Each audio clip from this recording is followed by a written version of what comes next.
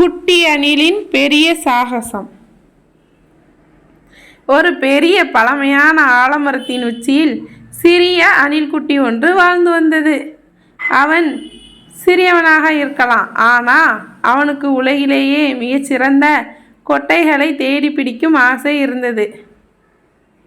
ஒரு நாள் காலையில் அணில் கண் விழித்து தன் பஞ்சு போன்ற வாளை நீட்டி ஜன்னல் வழியாக எட்டி பார்த்தது. வனத்தின் தரை முழுவதும் சிவப்பு மற்றும் தங்க நிற இலைகளால் மூடப்பட்டிருந்தது. அப்போது அங்கு ஒரு கொட்டை இருப்பதை பார்த்தான். அதுவரை அவன் பார்த்ததிலேயே மிகப்பெரிய கொட்டை அதுதான். அந்த கொட்டை அவனுடைய தலையை விட பெரியதாகவும் பளபளப்பாகவும் அடர் பழுப்பு நிறத்திலும் இருந்தது. அந்த கொட்டை பாடும் நதியின் ஓரத்தில் கிடந்தது. அந்த நதிக்கு அருகில் போகக்கூடாது என்று அந்த குட்டி அணிலின் அம்மா ஏற்கனவே எச்சரித்திருந்தார். அது ஒரு ராஜகொட்டை என்று அணில் தனக்குள்ளே முணுமுணுத்தான். அணிலின் அம்மா பாடும் நதியிடம் போகாதே, அது மிகவும் அகலமானது, உன்னால் அதை கடக்க முடியாது என்று பல முறை சொல்லியிருந்தார். ஆனால் இன்று அவனுக்கு மிகவும் பசியாக இருந்தது. அவன் மரத்தடியின் கீழே வேகமாக ஓடி தரையில் குதித்து தன் பயணத்தை தொடங்கினான். அணில் உருமிக்கொண்டே குரட்டை விட்டு தூங்கிக் கொண்டிருந்த கரடியை மெதுவாக தாண்டி சென்றான். அவசரமாக உணவு கொண்டு சென்ற எறும்புகளை இடித்து விடாமல் ஜாக்கிரதையாக தாண்டி ஓடினான். கடைசியில் அவன் பாடும் நதியின் கரைக்கு வந்தான். அது உண்மையில் ஒரு சிறிய ஓடைதான். ஆனால் தண்ணீர் கூழாங்கற்கள் மீது ஓடும்போது கழுக்கழுக்கென்று இசை போல ஒலித்தது. அந்த ராஜகொட்டை எதிர்கரையில் ஒரு சிறிய புதையல் பெட்டி போல மின்னிக் கொண்டிருந்தது. அணில் பயத்துடன் தண்ணீர் ஓடும் ஆழத்தை பார்த்தான். ஆற்றுக்குள் இறங்க முடியாது.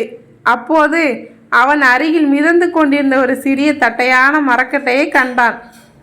ஆஹா என்று நினைத்து, இதுதான் என் படகு என்று ஆழமாக மூச்சை இழுத்து தன் மூக்கை அசைத்து துள்ளி குதித்தான்.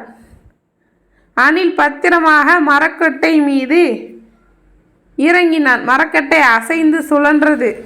அணிலுக்கு லேசாக தலை சுற்றியது. அவன் நடுக்கத்துடன் தன் 4 பாதங்களாலும் அதை கெட்டியாக பிடித்து கொள்ள நீரின் வேக மரக்கட்டை படகை எதிர்பக்கத்திற்கு கொண்டு சென்றது.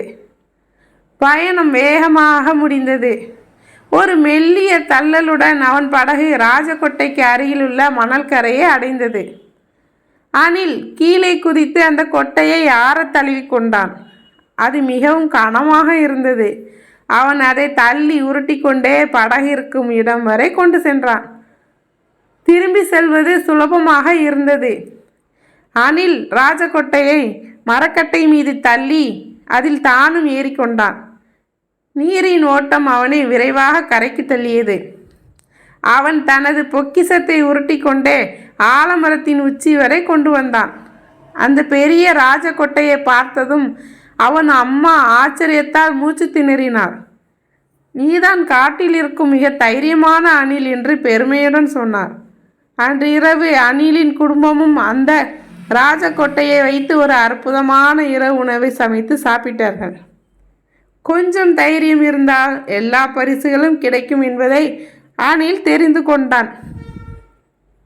குழந்தைங்களே, இந்த கதை உங்களுக்கு பிடித்திருந்தா லைக் பண்ணுங்கள், உங்கள் ஃப்ரெண்ட்ஸுக்கு ஷேர் பண்ணுங்கள், மறக்காமல் சப்ஸ்கிரைப் பண்ணுங்கள்.